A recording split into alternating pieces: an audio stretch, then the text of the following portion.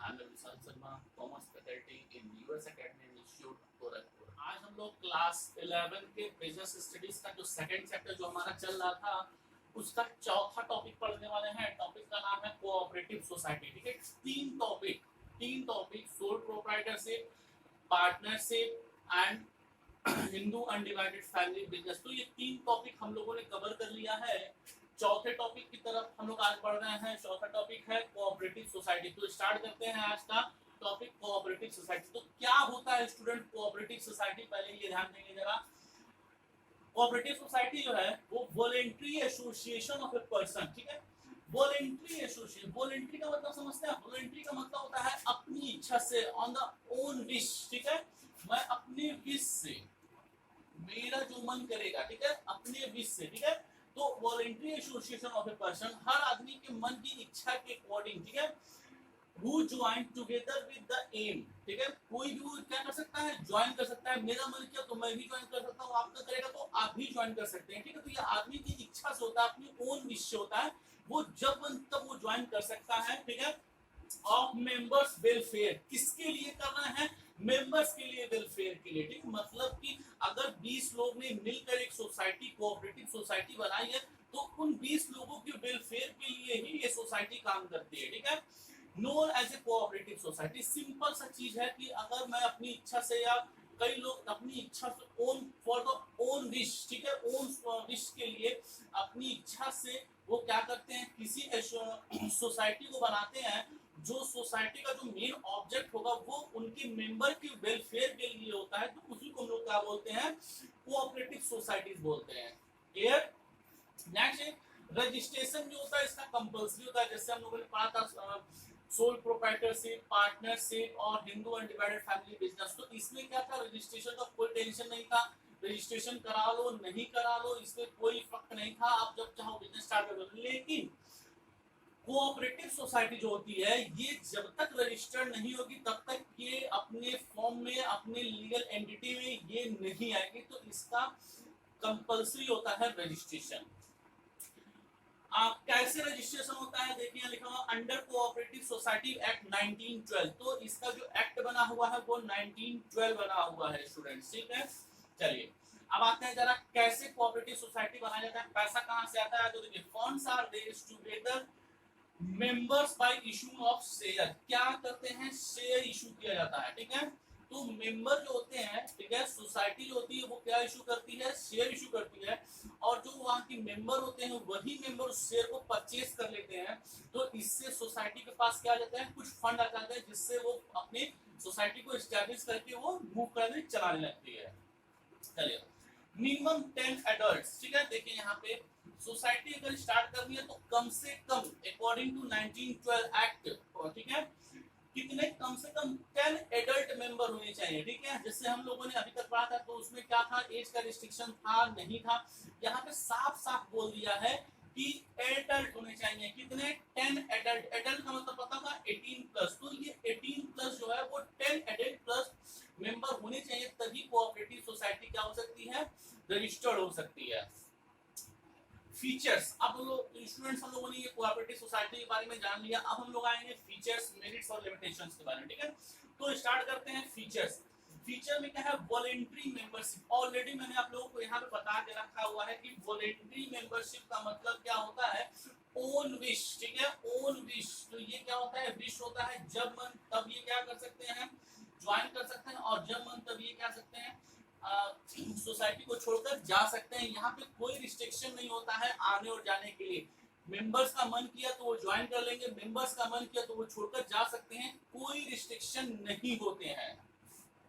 Legal status, जैसे ही आप देखिए लीगल स्टेटस में क्या होता है स्टूडेंट्स, जैसे ही हम लोग कोऑपरेटिव सोसाइटी को 1912 के अंदर रजिस्टर करते हैं, ये कंपलसरी होता है, और इसके अंदर जैसे ही रजिस्टर करते हैं, ठीक है, तो ये अपने एक लीगल स्टेटस में आता है। लीगल स्टेटस का मतलब ये हो जाता है कि सोसाइटीज का अपना खुद का एक पर्सनालिटी जो होती है, खुद का एक नाम, खुद की एक एंटिटी जो होती है वो मार्केट में हो जाती है। ठीक है, अब सोसाइटी जो भी काम करेगी वो अपने नाम से करेगी, ना कि अपने मेंबर्स के नाम से। ठीक है, कोई भी एसेट्स परचेस करना हो तो सोसाइटी अपने नाम से करेगी, कोई भी डिसीजन लेना हो सोसाइटी अपने नाम से करेगी, किसी पे केस करना हो तो सोसाइटी अपने नाम से करेगी, या कोई मेंबर या कोई अदर पर्सन सोसाइटी पे केस करता है तो सोसाइटी के नाम पे केस होगा, ना कि उसके मेंबर्स पे। तो ये होता है लीगल स्टेटस, मतलब उनका खुद का अस्तित्व यहाँ से क्या हो जाता है, बन जाता है, तैयार हो जाता है।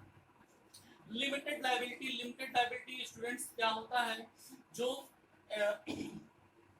कोऑपरेटिव्स के जो मेंबर्स होते हैं, कोऑपरेटिव सोसाइटीज के जो मेंबर्स होते हैं, ये उनकी लायबिलिटी जो होती है बहुत लिमिटेड होती है। लिमिटेड क्यों होती है स्टूडेंट्स, क्योंकि जो सोसाइटी होती है, सोसाइटी की लायबिलिटी जो होती है वो अनलिमिटेड होती है। इसके लिए ऐसा क्यों होता है स्टूडेंट्स, क्योंकि यहाँ पे रजिस्ट्रेशन के बाद जो सोसाइटी होती है वो अपने लीगल फॉर्म में चली आती है। अब लीगल फॉर्म में जब चली आएगी तो वहां पे कोई भी केस करेगा या जो भी करता है वो किस पर करेगा, सोसाइटीज पे करता है, ना कि उनके मेंबर्स पे। इसलिए यहाँ पे जो सोसाइटीज के जो मेंबर होते हैं उनकी लायबिलिटी बहुत ही क्या होती है, लिमिटेड होती है। कंट्रोल, अब सबसे इंपॉर्टेंट चीज होता है स्टूडेंट्स की ये कंट्रोल कौन करता है, चलाता कौन है, किसको, कोऑपरेटिव सोसाइटीज को। तो कोऑपरेटिव सोसाइटी में एक रूल्स है कि सारे मेंबर मिलके एक मैनेजिंग कमिटी, ठीक है, एक मैनेजिंग कमिटी बनाते हैं, सारे मेंबर्स मिलके, सारे लोग आपस में मिलके, मेंबर्स आपस में मिलके एक मैनेजिंग कमिटी बनाते हैं। वो कमिटी ही इसको कंट्रोल करती है, ठीक है। अब वो कमिटी में कौन होता है, तो कमिटी में किसी एक आदमी को जो होता है उसको अलॉट कर दिया जाता है कमिटी, वो सारे डिसीजंस और उसको ऑपरेट करने की रिस्पांसिबिलिटी जो होती है वो किसको देते हैं, मैनेजिंग कमिटी को दे दी जाती है, और मैनेजिंग कमिटी इनको क्या करता है, ऑपरेट करता है, चलाता है। चलिए नेक्स्ट हमारा सर्विस मोटिव। क्या होता है सर्विस मोटिव, देखिए स्टूडेंट सिंपल सी बात है, जो हम लोगों ने कोऑपरेटिव सोसाइटीज बनाया है उसका मेन मोटिव क्या था, सर्विस प्रोवाइड करना, किसको, अपने ही मेंबर्स को, ठीक है। तो जो ये बनाया गया है कोऑपरेटिव सोसाइटीज जो बनाया गया है, ये कोई सेल्फ परचेज, कोई गुड्स में डील नहीं करती है। इनका सिर्फ और सिर्फ एक ही ऑब्जेक्ट होता है, और ऑब्जेक्ट क्या होता है, अपने मेंबर्स को सर्विस देना वेलफेयर के लिए, किसके लिए, वेलफेयर के लिए। तो इनका ऑब्जेक्ट होता है वो क्या होता है, सर्विस मोटिव है। चलिए तो ये हमारा कवर हो गया। अब हम लोग आते हैं नेक्स्ट, हमारे स्टूडेंट्स है मेरिट्स। क्या होते हैं, स्टेबल एग्जिस्टेंस क्या होता है स्टूडेंट्स, जो सोसाइटी है, जो सोसाइटी की जो कंटिन्यूटी है वो क्या रहेगी, वो कंटिन्यू रहेगी, चलती रहेगी। जैसे लास्ट में हम लोगों ने सोल प्रोप्राइटर पार्टनरशिप में क्या पढ़ा था कि अगर कोई भी उसमें मेंबर्स की डेथ हो जाती है, पार्टनर की डेथ हो जाती है, तो वो वहीं पे क्या हो जाता है, बंद हो जाता है। लेकिन यहाँ पे जो कोऑपरेटिव सोसाइटीज है, यहाँ पे ये कंटिन्यू रहेगी। अगर किसी मेंबर की डेथ हो जाती है या इंसॉल्व हो जाता है या कुछ भी ऐसे केसेस आते हैं, तो इससे हमारी सोसाइटीज पे कोई इफेक्ट नहीं होगा। सोसाइटी जो है वो कंटिन्यू क्या करती रहेगी, निरंतर कंटिन्यू चलती रहेगी। नेक्स्ट आता है equality in the voting rights. Equality in voting rights क्या होता है, देखिए स्टूडेंट्स, जो हमारी जो कोऑपरेटिव सोसाइटी होती है वो क्या होती है, डेमोक्रेटिक होती है। डेमोक्रेटिक का मतलब होता है students one person one rights. अब यहाँ पे जो होते हैं, चाहे कोई भी मेंबर हो और वो कितना भी पैसा लगाए, डज नॉट मैटर। यहाँ पे कोई मैटर नहीं करता है कि कोई मेंबर कितना पैसा लगाता है। यहाँ पे जो मेंबर्स होते हैं सिर्फ और सिर्फ उनको एक ही वोट देने के राइट्स होते हैं, ठीक है। तो यहाँ पे कहने का सेंस ये है कि हम पैसा कितना लगाते हैं does not matter, only one person one rights. Limited liability मैंने आप लोगों को कई बार बता रखा है, लास्ट वीडियो में बताया था कि जहाँ पे लायबिलिटी लिमिटेड होती है इसका मतलब ये होता है कि यहाँ पे अगर कोई डेप्ट है, कोई लोन है या कोई भी ऐसी चीजें जिसका पेमेंट करना है, तो इसके लिए, ठीक है, कोई भी मेंबर जो है वो रिस्पॉन्सिबल नहीं होगा। मेंबर्स की जो पर्सनल एसेट्स है उसको एक्वायर नहीं किया जाएगा, क्योंकि उनकी लायबिलिटी क्या होती है, लिमिटेड होती है। यहाँ पे अगर कोई डेप्ट है या कोई भी चीज उसका पेमेंट करना है और उसके लिए पैसा नहीं है, तो जो सोसाइटी है उसके एसेट्स को एक्वायर किया जाएगा, न कि मेंबर्स के एसेट्स को। एज ऑफ फॉर्मेशन, तो स्टूडेंट्स इसको जो है कोऑपरेटिव सोसाइटीज को स्टार्ट करना बहुत ही इजी होता है। बस क्या रिक्वायरमेंट है हमको, 10 एडल्ट मेंबर। अगर 10 एडल्ट मेंबर हैं और वो सारे लोग एग्री हैं किसको, इस सोसाइटी को बनाने के लिए तो वो लोग क्या कर सकते हैं, इस सोसाइटी को बनाकर और रजिस्ट्रेशन करा के उसको चला सकते हैं। तो ये बहुत ही ईजी होता है स्टार्ट करना, ठीक है। सपोर्ट फ्रॉम गवर्नमेंट, अब चूंकि ये जो कोऑपरेटिव सोसाइटी होता है इसका जो ऑब्जेक्ट है वो क्या होता है, वेलफेयर।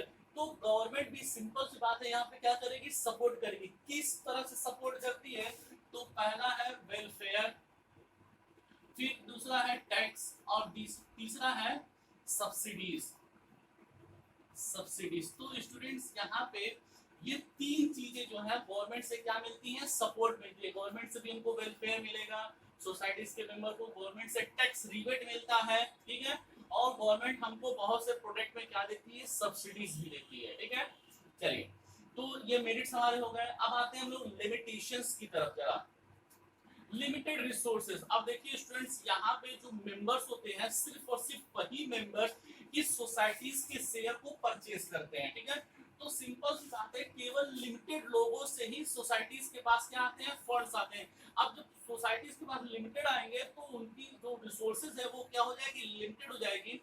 मतलब उनके पास पैसा, सोसाइटीज के पास पैसा आने के जो सोर्सेज है वो काफी क्या होते हैं, लिमिटेड होते हैं।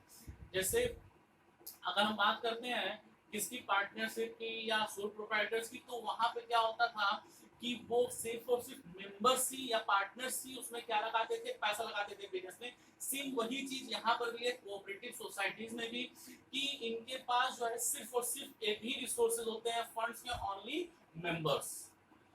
नेक्स्ट है इनसफिशिएंसी इन मैनेजमेंट। देखिए स्टूडेंट्स यहाँ पे जो रिसोर्सेज, जो यहाँ पे फंड के जो रिसोर्सेज है, यहाँ पे हम लोगों ने पढ़ा है, जो फंड के रिसोर्सेज है वो काफी क्या है, यहाँ पे लिमिटेड है। जब फंड ही लिमिटेड होगा तो हम लोग यहाँ पे मैनेजमेंट के लिए, कोऑपरेटिव सोसाइटीज के मैनेजमेंट के लिए एक प्रोफेशनल को हायर नहीं कर सकते हैं, ठीक है। और सिंपल सी बात है, जब प्रोफेशनल नहीं होगा तो ऑपरेट जो कोऑपरेटिव सोसाइटी शायद वो ऑपरेट जो है वो प्रॉपरली ऑपरेट ना हो पाए। क्योंकि अगर हमको कोई भी चीज ऑपरेट करना है, चलाना है, तो उसके लिए अच्छे मैनेजमेंट की रिक्वायरमेंट होती है। और अच्छे मैनेजमेंट कौन हो सकते हैं, जिन जो प्रोफेशनल होते हैं या कोई प्रोफेशनल डिग्री होनी चाहिए। लेकिन यहाँ पे कौन होते हैं, सिर्फ और सिर्फ सोसाइटीज के मेंबर ही होते हैं, और उनके पास इतना फंड नहीं होता है कि ये लोग क्या कर सके, मैनेजमेंट हायर कर सके। इसलिए इनके पास जो मैनेजमेंट होती है वो काफी क्या होती है, इनसफिशिएंट होती है। लैक ऑफ सिक्रेसी, अब यहाँ पे आप लोग पूछेंगे कि सर सिक्रेसी क्यों यहाँ पे नहीं है, तो इसका रीजन ये है स्टूडेंट्स, देखिए जो मेंबर्स होते हैं, ठीक है, जो सोसाइटीज के मेंबर होते हैं वो दूसरे सोसाइटीज में भी हो सकता है जुड़े हुए हो, ठीक है। एक पर्सन एक ही सोसाइटी में हो ऐसा जरूरी नहीं हो, एक पर्सन दो में या दो से ज्यादा में भी सोसाइटी में भी हो सकता है। तो सिंपल सी बात है, वो एक सोसाइटी की बात है दूसरी सोसाइटी के साथ क्या कर देगा, शेयर करेगा, तो इससे सिक्रेसी नहीं होती है। सेकेंड थिंग है कि गवर्नमेंट के रूल्स हैं, गवर्नमेंट के रूल्स है कि जो कोऑपरेटिव सोसाइटी होती है वो अपने जो स्टेटमेंट्स हैं, जो प्रॉफिट लॉस है, ये सारी चीजें जो है वो एनुअली क्या करेगी, पब्लिश करेगी। तो एनुअली पब्लिश करेगी, तो यहाँ पर भी सेक्रेसी नहीं होती है। तो ये रीजन है जिससे यहाँ पे सेक्रेसी नहीं होती है।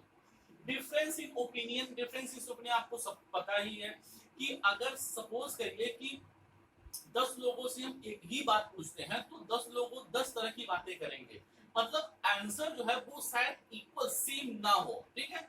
तो सिंपल सी बात है कि सबके ओपिनियन जो होते हैं वो डिफरेंट डिफरेंट होते हैं। तो जितने भी मेंबर होंगे उनकी ओपिनियंस क्या होंगे, डिफरेंस होंगे।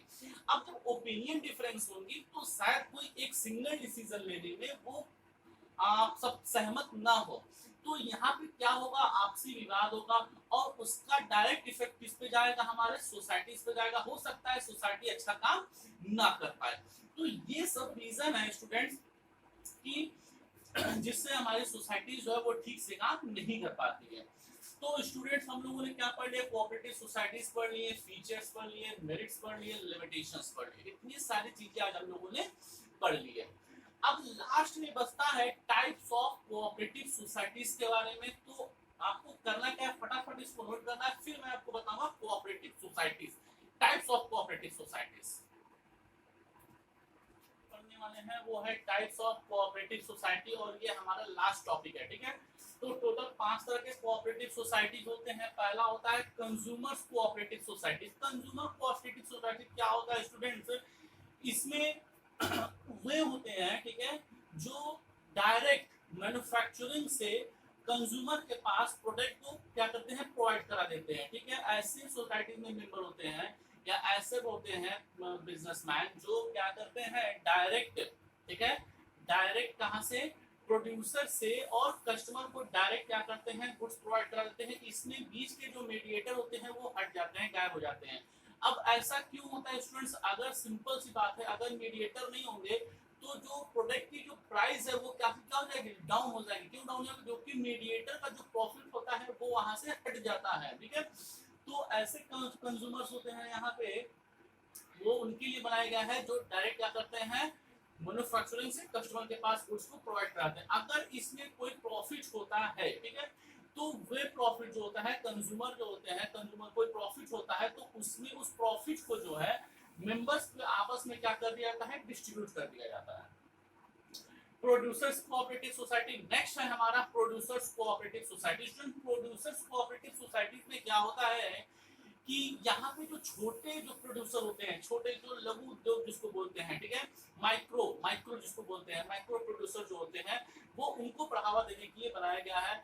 यहाँ पे बड़े बड़े जो प्रोड्यूसर होते हैं वो छोटे प्रोड्यूसरों को क्या करते हैं, उनकी क्वालिटी मेंटेन नहीं करने देते, उनको मार्केट में रहने नहीं देते हैं, कॉम्पिटिट नहीं करने देते हैं। तो इसके लिए ये काम करती है कौन सी, प्रोड्यूसर्स कोऑपरेटिव सोसाइटी। ये करते क्या है, प्रोडक्शन करेंगे, प्रोडक्शन के लिए इनको बढ़ावा दिया जाता है, प्लस इनके सारे जो भी मटेरियल्स है वो प्रोवाइड कराते हैं, बेचने के लिए भी इनको फैसिलिटीज दी जाती है, कहाँ पे इनको सेल किया जाएगा। तो ये सारी चीजें जो है इनको प्रोवाइड की जाती है कहाँ पर, प्रोड्यूसर्स कोऑपरेटिव सोसाइटी में।